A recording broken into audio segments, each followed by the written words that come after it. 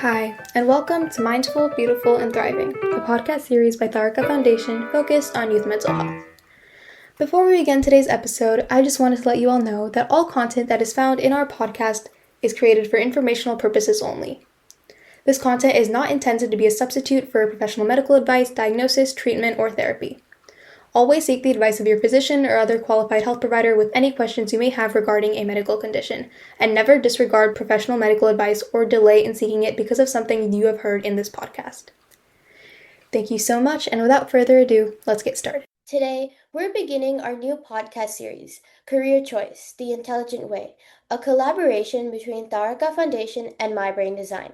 We're joined by two expert guests, Dr. Sweta Adatia and Dr. Leena Khanzode, who will guide us through the science behind our brains, the different brain types, and whole brain skill building to empower us youth to navigate our future with clarity and confidence.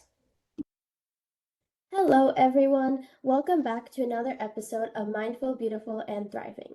Today, we're continuing with the Career Choice, the Intelligent Way series, where we learn about how we can use neuroscience and AI to map ourselves to the best future. In the last episode, we covered the SORT analysis and how we can get to know ourselves. Today, we're going to explore the success pyramid and the mind brain design test. Let's dive right in.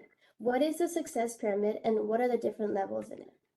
Thank you so much again, Seerat and Dr. Leena. It's been a pleasure talking to you for the last couple of episodes and to all the listeners and audience. So I joke and I say I'm a brain plumber. I fix broken brains, but that's not a very exciting job. I just had one of the broken brains today. And when I think of job also, the thing that comes into my mind is just over broke. So it is really something what is about the calling, and this is my calling when I'm talking to you guys and talking to everybody, because I think somewhere in the pyramid I wish that early on I was given that chance to explore my brain design.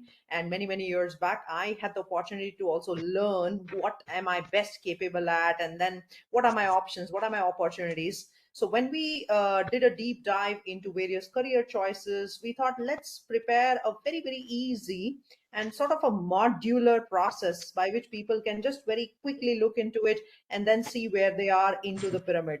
So basically, this is built for anybody. It is not just for the people who are seeking careers, or there are also some adults, in the college, they don't know what their majors could be, or they can be in a PhD setting, they don't know what kind of a subject they can choose, etc.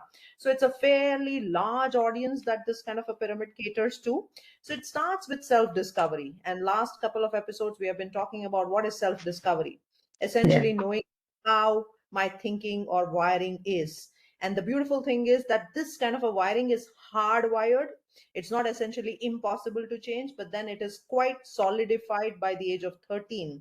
So it's a good idea to know that, because subconsciously, without our conscious awareness, we will be having the skills, behavior, communication, all the things that we do matching to that. So it's a great place to be when you are aware. So my spiritual teacher used to say a very nice thing that is coming to my mind: aware, care, and dare. The moment you are aware, then automatically you care about it, and then you dare to do something which is interesting.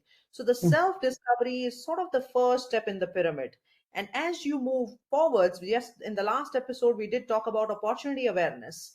I should be aware about what are all the things happening. I think from the first industrial revolution to second to third and the fourth industrial revolution that we are in, we are all bombarded every day with topics such as AI and robotics and nanosciences and genomics and genetics and all. You name it, and things are there, right? I mean, in fact, we were discussing in the last episode also about personal memory curation, bionic limbs, and something which currently we don't do, but very soon there will be specific people doing about it. In Dubai, I live in Dubai, and there is a future museum.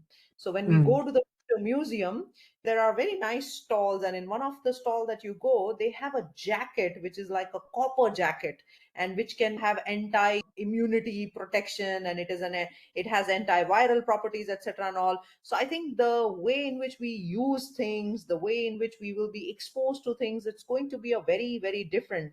There's one mirror where you just go and stand, and then it would just very quickly decide what kind of an odor or a fragrance that you will have for your perfume. So just merely by the visual this of it. So AI is sort of, taken over when it comes to all the data sciences, etc. and all. There's also one, this humanoid robot. So a lot of us would be having humanoid robots also in our existence and in our actual workplaces, etc. So tomorrow there'll be two people who will be competing for the job. So there'll be you and then a humanoid robot as well. And Right. interestingly, we just completed a very small but very interesting study where there were some interviews which were being taken by the humanoid robot and a human. And I thought, let me answer the questions as well.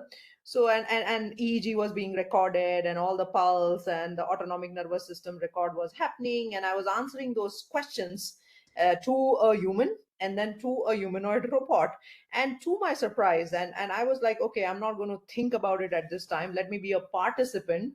Whatever the questions that the human was asking, I was able to better answer because I was able to connect to the emotional modulation, all the Hmm. micro expressions and everything. And humanoid robot, I was like, the same questions I wasn't able to answer that well. So that is what, all these things are very, very interesting, and what will be sort of the opportunities of future and also challenges of future. So that's on the opportunity awareness. The third step is the career consciousness focus.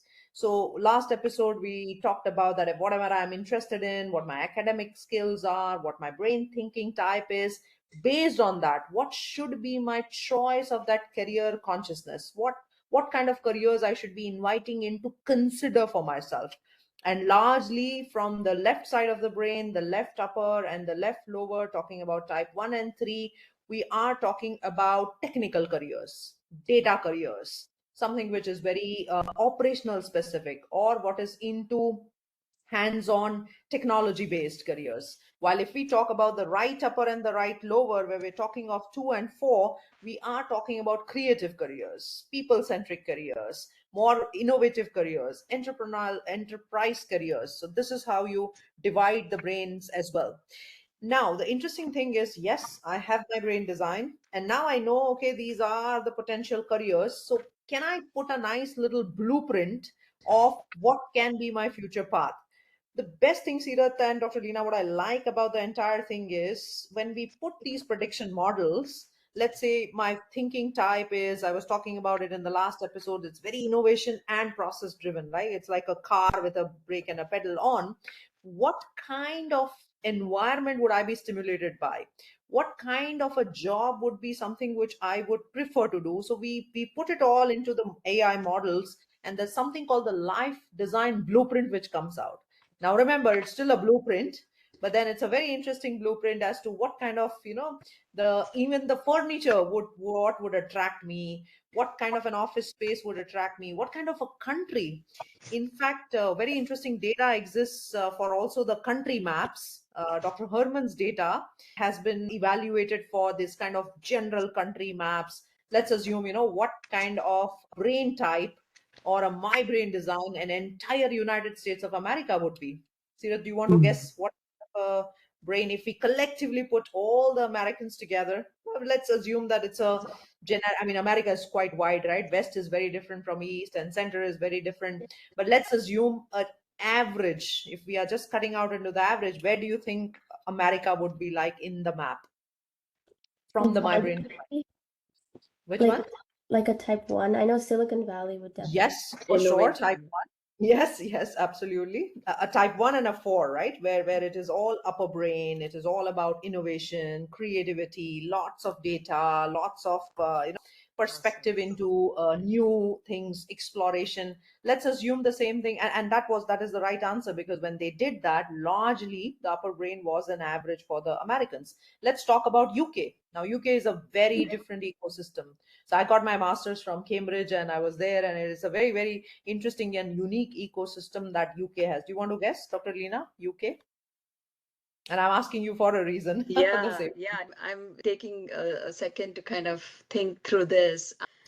I would say type 3. Is Yep, that yep. right? Yeah? Yep, something Okay. which is lower brain, which is all about people and processes. So process, which is left lower, and then right lower, which is about people. So it's more process centric, lower brain, connectivity, empathy. So it's all very interesting that you have the innovation driven country, and then you have a very process centric country. And then Canada is super easy. Canada was, I've also lived in Canada and Calgary, and absolutely, when I was reading that report, I'm like, wow, this is exactly what Canada is all about. So it's more left centric, so more of the type 1 and the 3, which is, everything is very, very, very linear, very, very streamlined, very process centric. So when we have these kind of, and I'm not going to talk about India, because you guys know what India is all going to be like. It's all over the place. So All over the what we call the place. pie, it's all over the place depending on Yeah. where you go into the country. But when you do average across, it's all the four quadrants, and that's the diversity piece. It's huge, right? It's wide.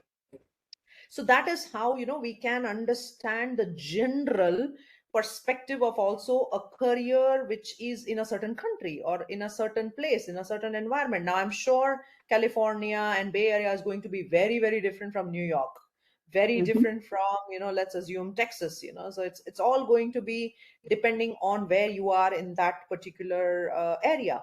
So that is life design blueprint. And if we go one step further now, as we talked yesterday, it's not about just understanding my brain. I'm not going to just drive my car with a front mirror on. I'm also going to look at my rear mirror, and that is about the flow and the grow. So 3 times I push my strengths, and then one time or 2 times I also take care of the weaknesses. So that is the flow and the grow piece. Once I have understood everything, well, I may not have all the people supporting me into the career which is matching or conforming to my brain type. So I need to now upskill myself.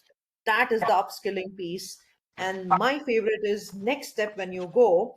Look, we all learn from each other, and learning is never a sort of a solo event. I'm not going to sit and read a book and then understand the books. Interactions is what is very important.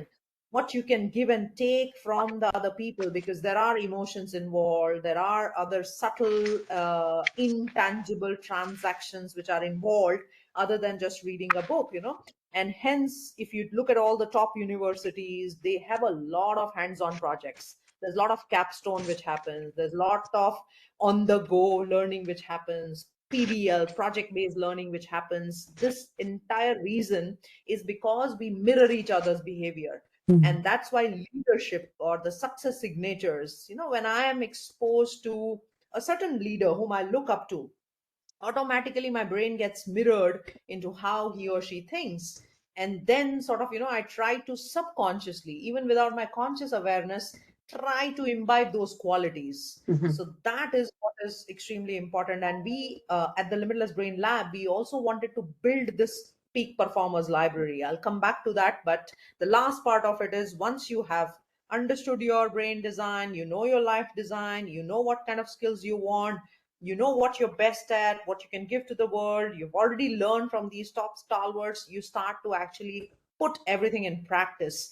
And then success of both kinds, the material, what we were talking about, and the internal assets, what Dr. Leena was talking about, it's all possible. So it's a very, very logical and magical 7 steps journey into creating your life, which can make things absolutely wonderful. Those steps make a lot of sense, and I really appreciated how beautifully you described how it's like a 7 step journey, and then you can reach to that peak. So from what I understood, there's first you get to know yourself. That one, like what we worked on in the last episode, and also like the Mybraindesign test. And then it's a second one where it's like career like awareness, so you actually know which careers. I remember last time you mentioned a lot, and I didn't know like any of them. Yeah, exactly. Very true. Yeah, so Not that's many people know. So it's just that's the, and why should we know? How should we know? Yeah. And how can we know? These are all the, because we never get exposed to, right? The brain learns when we get exposed to. So that can become a little conscious effort, but once you do that effort, there's a entire vista of opportunities which open up in your brain. yeah. And then the third one is to see what your interests are, and then from there you see, okay, look, the open fields, and then which one you could go into. Fourth, I believe, was going into that field, and then the fifth one was So it's Mhm. the flow and the grow. You don't want to just limit yourself, but you want to build also the other side of the brain, and then you want to mirror what the top performers are doing and then become successful. I think you are very lucky because you are talking to people who are heroes in your life at this. I mean, Dr. Leena is there. You're working with people where you will automatically, without your conscious awareness, imbibe all those qualities. And that is what actually in the good old ancient Gurukul system, if we talk about India, that was the Mhm. reason that you live with the guru, so you imbibe all those qualities also of that guru. So it was not just, oh, you don't want to go back home because this you just want to stay there and have a hostel life. No, it had deep meanings, and then you learn from each other because you are there all the time interacting with diverse kinds of brains. yeah. Mhm. So it was upskilling, and you Hmm. mentioned that you work 3 times on the strength and then 1 time or 2 Yes. on the weakness. So you don't just leave it. And then lastly, it was obviously the impact in like your material success and internal success. Yes, absolutely. And then you mirror the people, as I Yeah. mentioned, that is the key component. And that's also the reason why if you look at some of the top I think you were talking to me, Seerat, about the Sal Khan, Yeah. the entire project which is going to be there. And why is that? Because that is where you bring in the diverse brains, you talk to different people, you start interacting with certain mentors where you Mhm. then sort of inculcate those habits. It's all about, I strongly feel in neuroscience, it's all about consistent operations of a habit which you, or a routine which you build. And in fact, not just habit and routine, I got exposed to something when I was interviewing these peak performers, something called the ritual. So there's a Mhm. ritual, a habit, and a routine. So it's not just like subconscious, I'm not even aware and I'm brushing my teeth, that is my habit. But when I do it as a ritual, I'm fully present, I'm conscious, I'm aware that this is what I'm going to do.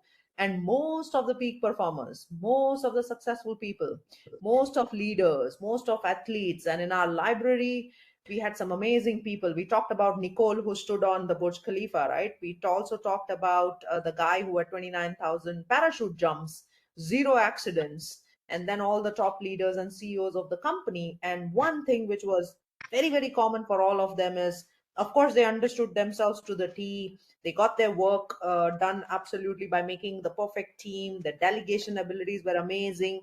But one ritual which they just did inside out was taking care of their brain health, which is also and mental health. So the mental wellness part of it and the brain wellness part of it was quintessential in their life.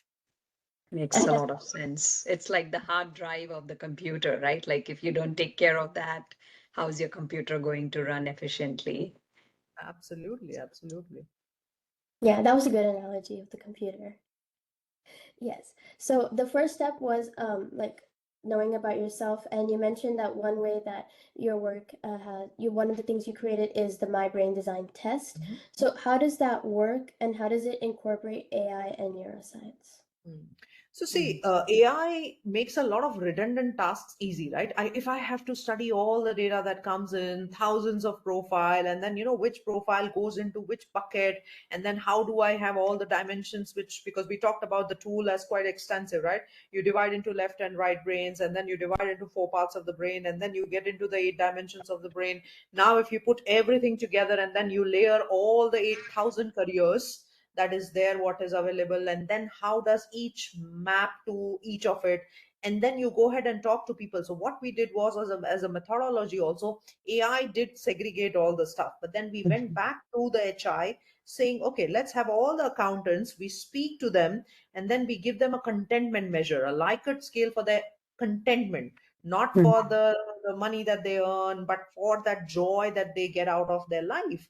So when Mhm. we were able to do that, we very quickly understood that if they were not hardcore left side brain, where it is left upper and left lower, which is about type 1 and 3, they were completely frustrated. because that is not their brain. If they were into the right side, they were doing it for the sake of money, but they were not happy.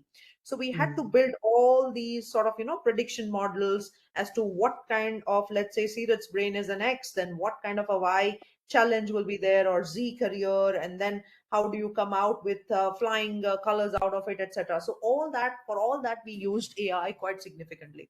And then the second half was very interesting for me personally, because when you do a physical brain scan as well. So the EEG, what we call electroencephalogram. Now, for neurodivergence, yes, obviously it is great for diagnosis. It's amazing to see if there is dyslexias and ADDs and dysgraphias, etc. But for a normal child between 13 and 18, I think we have these amazing tools. So if I'm able to also map what is the performance ability, I know my thinking, but how efficient is my thinking? What is my processing speed? Like, what is my working memory? What is my attention? What is my focus? What is my symmetry between the two sides? What is my emotional regulation, arousal? What is the relaxation score? How well I can modulate my brain firings? So that is where a lot of AI was useful. So we were able to create a database and then compare it against the database. So yes, it's very interesting. In the good old days, it would take days and years long to complete a thing, and now it's like literally at the flip of a switch that we can have all these data studied. And I don't know if I did talk about my personal life a little bit in the first episode. Sira, did I speak about issues that I had in my life? And that's the reason why my brain is on table. Okay. So very quickly, I'll just reiterate that, I had a very dear friend, 25 years of a relationship, very, very deeply emotionally connected. And one fine day, we separate out, and it was so painful for me.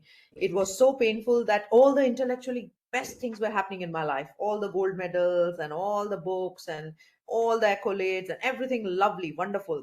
No university would reject, and everything lovely, but emotionally complete, total 100% zero.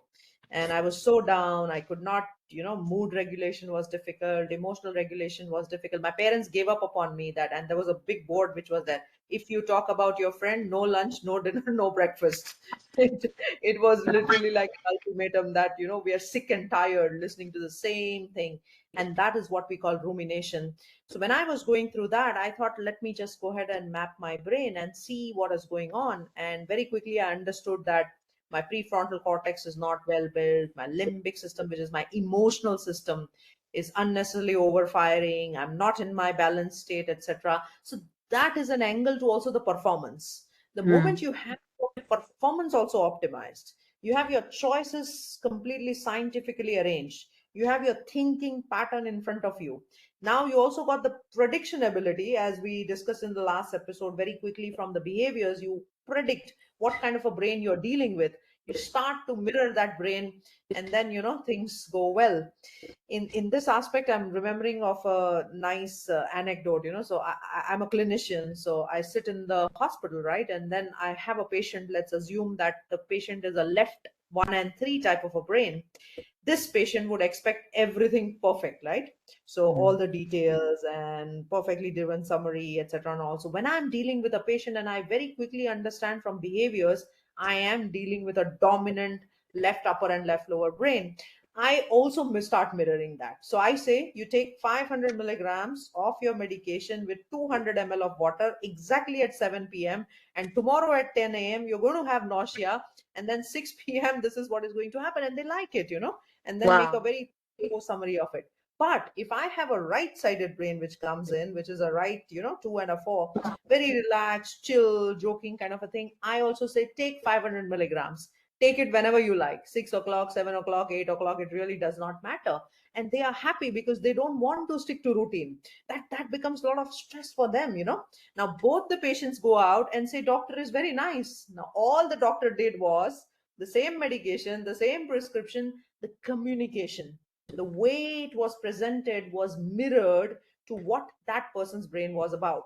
So these are some of the practical applications. If AI was not there, we won't be talking. So I love AI. I think AI is not going to take our jobs. People who will not learn AI will not have jobs. So that's Exactly. my verdict, at least. Yeah. No, it's What do it's you think, Lena? fascinating. You're using it in the day-to-day work. I think communication skills, that bedside manner, that's such a big part of being a good doctor. So you're nailing it. Yeah, and I liked how you mentioned that you use AI in the actual test, but even like if you don't have the test, you can still like not diagnose, but you can still like identify what their brain type is. And I liked that medicine example.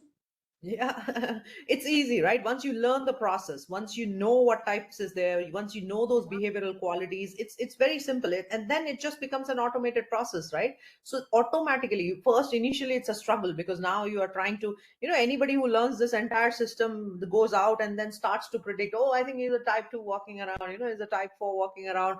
Let me also modulate my communication that way. So it's fun. Basically, we are not trying to again pigeonhole or this to it, but facilitate that transaction, and also vice versa. What do I need to learn from that person? What do I need to give to that person? So it's all about celebration, what we talked about yesterday. Yeah. And then how can we work on whole brain skill building? That is, I think, Dr. Leena touched upon that we will have to learn all kinds of skill. AI and the hard skills and the analysis is one part, but the soft skills of it, right? The empathy, the compassion, the way of communication. I think the future, Seerat, is going to belong to those youngsters who will be able to grasp the whole brain and in its entirety. So we are not talking only, building an amazing AI skill or building something like a program. You can just build a Python and then you can have some form of a C level Java, blah. Yes, that's great.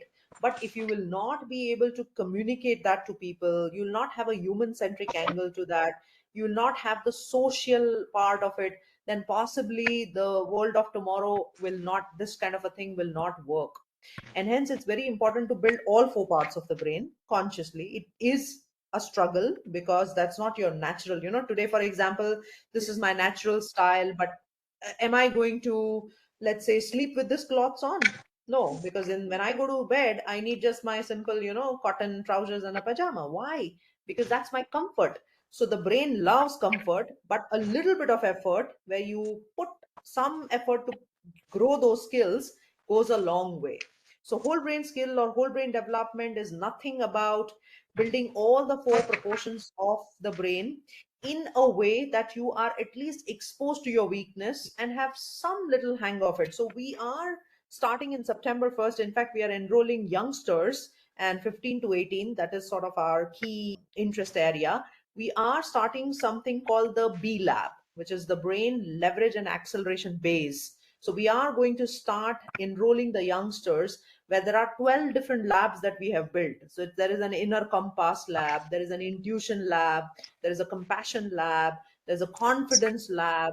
So all these labs will cover all the four parts. So there is creativity, there's analysis, there's exceptional performance and process, and then it's about empathy and compassion. So everything will be inculcated and given it in a project based learning format where the guys will do actually go on field and then do things which is based on the capstone and then come back with Wow, the sounds like a learning. fascinating study. It's really well thought. And I think that a whole brain is the need of the hour. I think we thought when as technology advancement happened and we were feeling like, oh, technical careers is the way to go.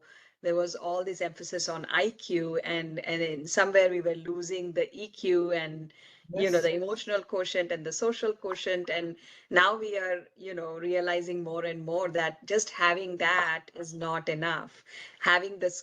the skills and intellectual ability can take you only so far, but if you're not a team player, if you can't communicate in an effective manner, if you can't be kind and empathetic, if you can't be compassionate, if you are not able to regulate your emotions when somebody's not behaving the way you like, self-regulation, emotional regulation, those are like the key things that really take you to the next step of your success, and success not in a material way, but truly internally feeling content Yes. and feeling like you are being a human being and doing the doing you need to do to get to be part of this world. Absolutely. And I think neuroscientifically, Dr. Leena, you know that the prefrontal cortex, we don't get to build until the age of 24, right? These guys who rent out cars are very smart. They don't rent out at the age of 18. They rent out Yeah, at 24 because they know the neuroscience much better than the voters, voting guys. totally. So because the prefrontal cortex is not very well built, you obviously between the age of 15 to let's say 21, you have lots of hormones playing out. You have a kind of a crisis in life, lots of choices. It's overwhelming. So if the youngsters at that time is able to build an entire brain, able to get exposed to these micro skills, and sometimes it's even just a little bit of an insight, when you open that insight, all sort of the skills automatically get built. If that happens, then I strongly feel that the whatever the problem will come in the future, you talk of sustainability and you talk of environment and you name it, all kinds of jargons that we love to use. I think the future generation would then be very able and capable. And I think, Dr. Absolutely. Leena, in your practice, I don't know, but in my practice, I definitely see the young teenagers absolutely bright, brilliant when it comes to academics, but difficult to cope up with peers, difficulty in communication and expression. All the time, the social media thing is just taking away their attention and focus. So we are losing on some amazing abilities which are not so evident outside, but then they do make a very deep impact when it comes to success. Absolutely. And I think we are learning it the hard way now that, we are now looking at data from 10 years of social media use. We are clearly understanding how, just connecting with somebody online doesn't really enhance your social skills in a way where you're doing it in your real life interactions. And I mean, of course, there's been downsides to that. Your executive function, is being impacted. We are seeing more ADHD diagnosis because of that, being compromised. Of course, I see a lot of anxiety and depression because of that constant comparison and feeling, like you don't fit in or you are not good enough when you're seeing everybody's perfect profile and perfect kind of posts. So there's a lot there. Yeah, yeah. And I think what I have noticed is since the pandemic, it's gotten even worse. I think the pandemic, those Yes. 2 years were very hard. A lot of kids did actually lose their social skills, abilities because of lack of that interaction, which is key for human Mm. growth in a more holistic way. Absolutely. So I think social media is going to remain as one of the longest and the largest social experiments ever conducted on this planet Earth, right? I mean, 8 billion people, roughly Yeah. 80% of them, now hooking onto it and then seeing what changes we will see as the brains will evolve. But yes, I totally agree that building, that's why, having a foundation where you are careful about getting all the sides of the brain well exposed and developed early on, because as I said, it's hardwired but it's not permanently fixed. So you keep adding micro skills into it, and then you slowly start to have all those under your sleeves. It's like, I know how to drive. I may keep a driver, which is all right, but then when required, I'm always ready to drive. At the back end, it's available, it's always ready there, out there. Absolutely. Yeah. So first you mentioned that in like now the current world, you don't need to have like a full brain, like all four parts of the brain don't have to be perfect, but you still need to be able to like use them. And also, I think Dr. Lena also mentioned that you need to be able to like work with others because I think I've noticed that like in big class projects that we have that there's conflict and then no one can talk with anyone because everyone's like mad at what someone's doing. So I think that's like a big thing that you mentioned that being able to like regulate when someone's not acting the way you want. So that's a big thing that's needed. And then you mentioned also that in the future, the qualities like empathy, compassion, and communication and teamwork are the like four main things that kids need. Yes, what we call the soft skills and what we call the lower brain skills, right? Yeah. Because lower brain is all about compassion, touching people, socialization, empathy, cooperation, kindness, giving out. So you are basically not just having that innovation and technical approach, but you're also building that lower brain. So you're kind of balancing it out. Yeah, I agree. Well, I think this will be a super interesting, yet another episode for our listeners and our audience to understand how beautifully you've kind of put together all the stuff we are trying to understand about your research and your kind of amazing work in terms of guiding the youth to a career choice that they can make, not stressing so much about it, but really understanding the different components of your diagnostic tool. And I really like, it's not just restricted to just neuroscience and intelligence and cognitive abilities, that you've made it really holistic by also definitely including and making people aware of, like, we need to also have that lower part of the brain and not just the upper brain. So thank you again, Yes. Dr. Shweta. I think this is all coming together. It's super enlightening for me personally. I'm sure it's going to be even more so for our audience and listeners. I Thank you so much, Seerat, and thank you also, Dr. Leena. I think whoever is listening, I always say that, whenever it comes to calling, whenever it comes to careers, whenever it comes to life, it is a puzzle, right? There are so many pieces into the puzzle. But if I'm able to see 70% of those puzzle pieces, I think that's good. And then the 30% sort of keeps coming on as we dynamically keep growing. And the primary fundamental this is that let's take advantage of science. We call it, and that's why, whenever we go and give our presentations, we call it, we have the science for life and then the skills for life. If you match the science for life and the skills for life, job is done. Yeah, I echo what both of you said. Thank you so much for your time and an awesome responses. I really loved it, and I learned the importance of soft skills. Thank you. Thank you, everyone. You are listening to Mindful, Beautiful, and Thriving, a podcast series by Taarika Foundation. As part of our youth series, we will be releasing new episodes every Friday, so make sure to continue to check those out. We hope you enjoyed this podcast, and thank you so much for listening.